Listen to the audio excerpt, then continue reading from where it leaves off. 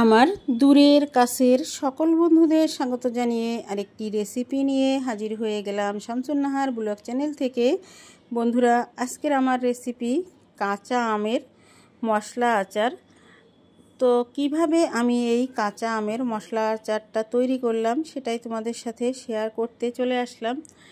বন্ধুরা, আম কিন্তু প্রায় শেষের দিকে, তো এই রকম একটি আচার যদি তোমরা তৈরি করে না থাকো, আচার তো অনেক রকমই তৈরি করো, তো একবার হলেও এই আচারটা তৈরি করে খেয়ে দেখো, এর স্বাদ মুখে লেগে থাকবে। এতটাই মজা এই আচার। তো আমিও কিন্তু আমার এক আপার কাছ থেকে এই আচারটা শিখে নিয়েছিলাম। তারপর থেকে কিন্তু প্রত্যেক বছরই আমি এই আচারটা তৈরি করি, আর আমাদের ঘরের বা আমাদের ফ্যামিলির সবাই কিন্তু এই আচারটা খুবই পছন্দ করে। তোমরাও একবার ট্রাই করে দেখতে পারো। এই আচারটা অসম্ভব লোভনীয় আর খেতেও সুস্বাদু হয় এই আচারটা। চলো তাহলে আচারটা কিভাবে তৈরি করলাম সেটাই তোমাদের সাথে শেয়ার করি।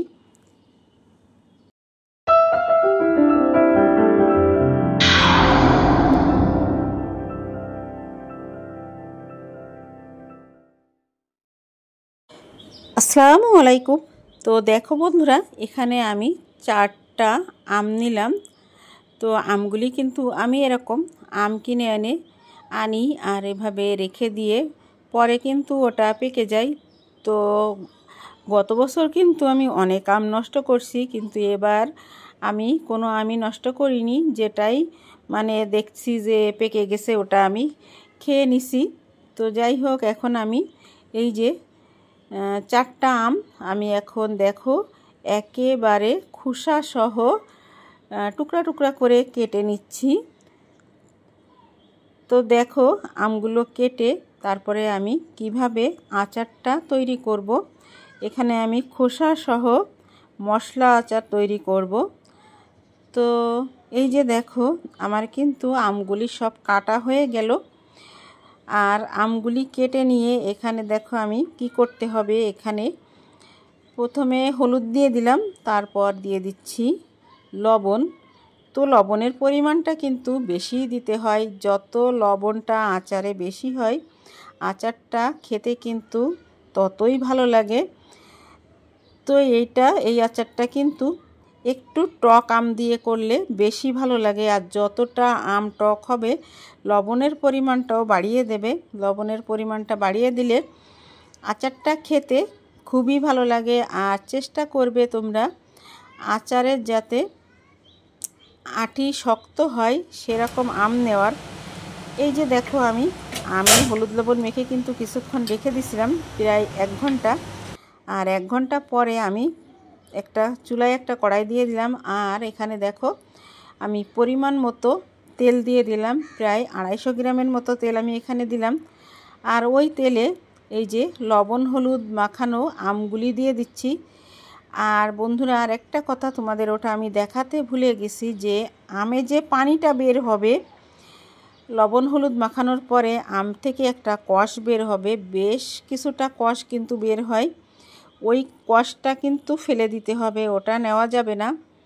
আর কষ থেকে আমগুলো নিয়ে তারপরে এই যে আমি কড়াইতে দিয়ে দিলাম।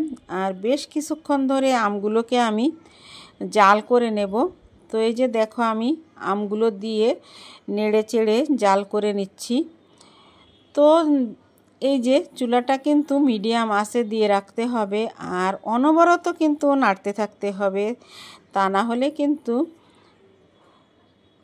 আমটা নিচ থেকে পুড়ে গেলে আর ভালো লাগবে না খেতে, অন্য রকম একটা স্বাদ হয়ে যাবে, তখন কিন্তু আর ভালো লাগবে না।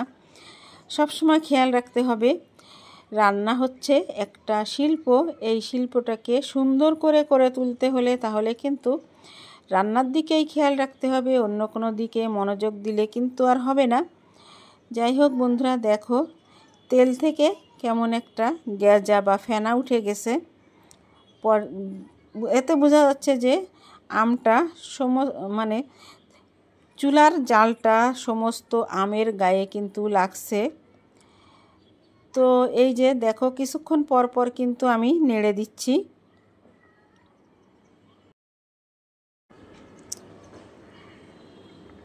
বন্ধুরা নাড়তে নাড়তে দেখো আমের কালারটা চেঞ্জ হয়ে যাচ্ছে। আর আম থেকে কিন্তু আমের ভিতরে কিন্তু পানিটা থেকেই যায়। যতই বলি যে আমে পানি থাকবে না, কিন্তু আমের তো একটা আলাদা রস আছে। তো এখন কিন্তু আমি এই যে রসুন বাটা দিয়ে দিলাম প্রায় 3 চামচের মতো। এই যে দেখো, আর দিয়ে দিচ্ছি আদা বাটা, তারপরে দিয়ে দিলাম মরিচ বাটা,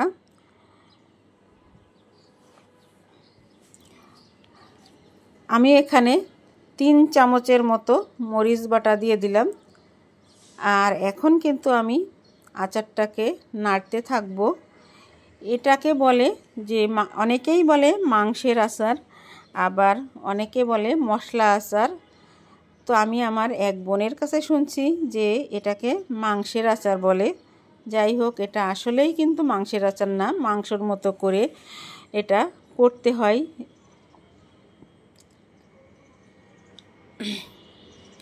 তো দেখো আমি কিন্তু অনবরত নাড়তে থাকবো এখন। আর আচারের কালারটা দেখো কত সুন্দর লাগছে।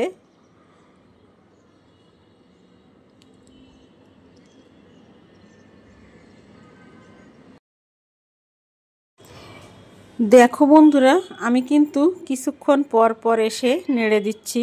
আর এই যে আচারটা তৈরি করছি, এর যে তেলের কালারটা কিন্তু পরিবর্তন হয়ে গেছে, আর মশলাটা কিন্তু গাঢ় হয়ে আসছে, আর আমের শুকলার কালারটাও কিন্তু চেঞ্জ হয়ে গেছে। আমি এখন দিয়ে দিলাম চিনি। তো আমের স্বাদ বাড়াতে, ব্যালেন্স ঠিক রাখতে কিন্তু চিনিটা দেওয়া একান্ত প্রয়োজন এখানে। বন্ধুরা এই যে দেখলে আমি কিন্তু বাটিতে করে 1 কাপের মতো ভিনেগার এখানে দিয়ে দিলাম।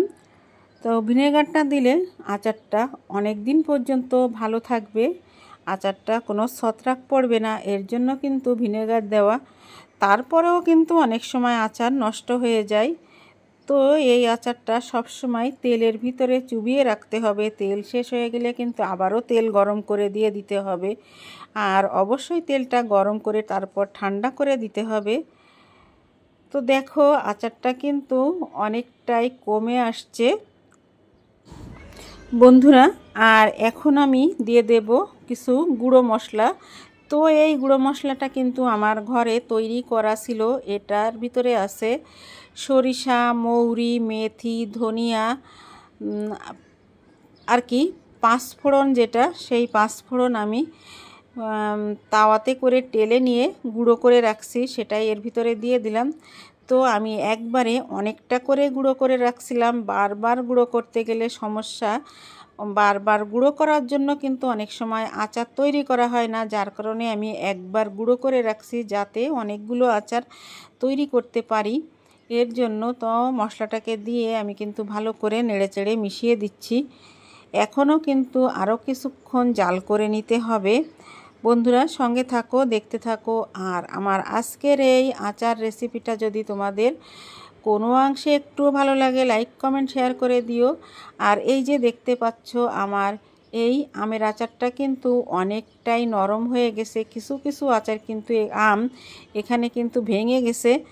তো ভেঙে না গেলে কিন্তু আচার সুস্বাদু হয় না, ভালো লাগে না। কিছু কিছু ভাঙতে হবে, কিছু কিছু আবার একেবারে আস্তই থাকবে। এরকম হলেই কিন্তু আচার খেতে ভালো লাগে। বন্ধুরা আমার আজকের এই আচারটা কিন্তু একেবারে রেডি। কেমন লাগলো অবশ্যই কমেন্টের মাধ্যমে জানাবে। যদি কোনো অংশে ভালো লাগে লাইক কমেন্ট শেয়ার করে দিও, আর সাবস্ক্রাইব করে চ্যানেলের পাশে থেকে যেও। যারা আজকে নতুন আসছো তাদেরকে বলছি, পুরনোদের অসংখ্য ধন্যবাদ। বন্ধুরা আজকের মতো এখানেই বিদায় নেব। চলে আসবো নতুন দিনে নতুন কোনো একটি ব্লগ ভিডিও বা রেসিপির সঙ্গে। সে পর্যন্ত সবাই সুস্থ থেকো, ভালো থেকো, সবাই সবার পাশে থেকো। বন্ধুরা আজকের আচারটা আমি তোমাদের কিন্তু পরিবেশন করে দেখাতে পারি নাই, যে কোনো একটু হয়তো বা কোনো কাজের চাপে বা ভুলে গেছি, এরকম হয়তো হবে। তো আচারটা যেহেতু ঠান্ডা করেই তুলতে হয়, তাই তো আজকের মতো এখানেই বিদায় নিচ্ছি। আল্লাহ হাফেজ, আসসালামু আলাইকুম।